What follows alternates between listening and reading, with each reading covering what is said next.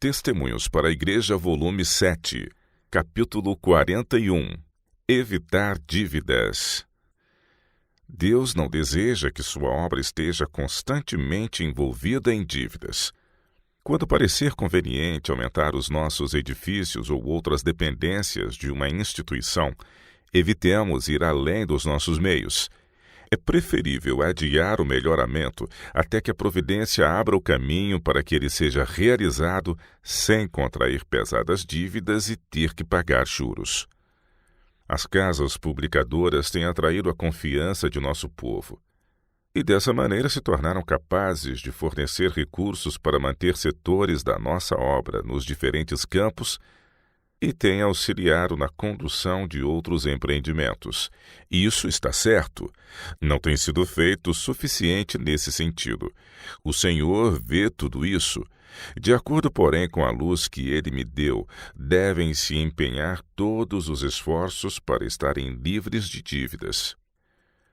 A obra de publicações foi iniciada com sacrifício e deve ser administrada de acordo com princípios econômicos rígidos. A questão das finanças pode ser enfrentada se, ao surgir carência de recursos, os obreiros concordarem com uma redução nos salários. Esse foi o princípio que o Senhor me revelou para ser levado às nossas instituições. Quando o dinheiro for escasso, devemos estar dispostos a restringir as nossas necessidades. Que seja feito o mais detalhado orçamento das publicações, e então todos em nossas casas publicadoras estudem cada possibilidade de economizar, ainda que isso possa gerar alguma inconveniência. É preciso cuidar das pequenas despesas, estancar todo o vazamento. São as pequeninas perdas que cobram caro no fim. Deve-se ajuntar os fragmentos, coisa alguma deve ser desperdiçada. Que não se gaste os minutos conversando, os minutos perdidos comprometem as horas. A persistente diligência que opera pela fé será sempre coroada de êxito. Alguns pensam que rebaixa sua dignidade o cuidar de coisas pequenas. Pensam eles ser isso a evidência de uma mente estreita e de um espírito mesquinho. Mas as pequenas infiltrações têm posto a pique muito navio. Não se deve permitir que coisa alguma que se destine ao benefício de todos seja desperdiçada. A falta de economia acarretará certamente dívida às nossas instituições. Embora se possa receber muito dinheiro, este se perderá nos pequenos gastos de cada setor da obra. Economia não é mesquinhez. Todo homem ou mulher empregados na casa publicadora deve ser uma fiel sentinela que vigie para que nada seja desperdiçado. Todos devem acautelar-se contra supostas necessidades que exijam o emprego de meios. Alguns homens vivem melhor com $400 por ano do que outros com 800. A mesma coisa se dá com nossas instituições. Algumas pessoas podem dirigi-las com muito menos capital do que outras. Deus deseja que todos os obreiros exerçam economia, e especialmente que sejam fiéis contabilistas. Cada obreiro de nossas instituições deve receber justa remuneração. Se os obreiros receberem salários adequados, eles terão a satisfação de fazer doações à causa. Não é justo que alguns recebam grande quantia e outros que estão realizando o trabalho necessário e fiel recebam tão pouco. Não obstante, há casos em que se deve estabelecer uma diferença. Há homens ligados com as casas publicadoras que desempenham pesadas responsabilidades e cujo trabalho é de grande valor para a instituição. Em muitos outros lugares, eles poderiam ter muito menos responsabilidade e, financeiramente, obterem maior remuneração. Todos podem ver a injustiça de não se pagar a esses homens um salário maior do que se paga a trabalhadores braçais. Se uma mulher for apontada por Deus para fazer certo trabalho, seu trabalho deve ser calculado de acordo com seu valor. Alguns podem pensar que seja correto permitir que as pessoas devotem seu tempo e trabalho à obra sem remuneração.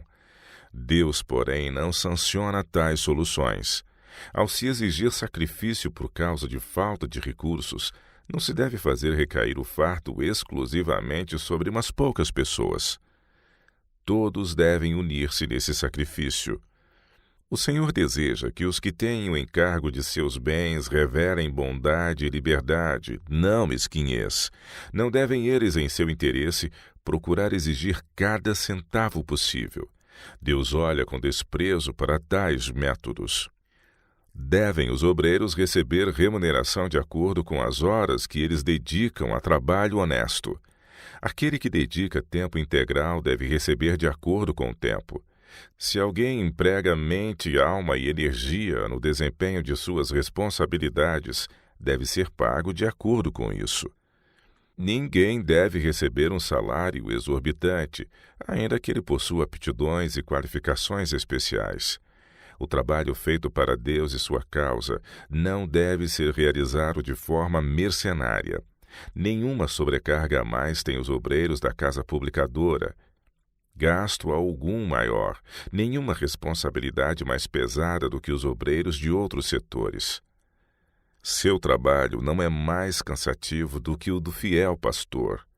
Ao contrário, os pastores fazem, via de regra, maiores sacrifícios do que os realizados pelos obreiros de nossas instituições. Os pastores vão onde são enviados, são soldados prontos para se locomoverem a qualquer momento para enfrentar qualquer emergência. São, até certo ponto, forçosamente separados de suas famílias. Os obreiros das casas publicadoras têm, em geral, uma casa permanente e podem viver com suas famílias. Isso é uma grande economia e deve ser considerado comparando-se à relativa compensação dos obreiros do ministério com os das casas publicadoras. Os que trabalham sem reservas na vinha do Senhor, empregando o máximo de sua habilidade, não são os que mais valorizam seu próprio serviço. Em lugar de se encherem de orgulho e presunção e calcularem com exatidão cada hora de trabalho, comparam seus esforços com o trabalho do Salvador e se consideram servos pouco úteis. Irmãos, não considerem quão pouco deve ser feito para atingir o padrão mais baixo, mas despertem-se para a possibilidade de chegar à plenitude de Cristo, a fim de poder fazer muito por Ele.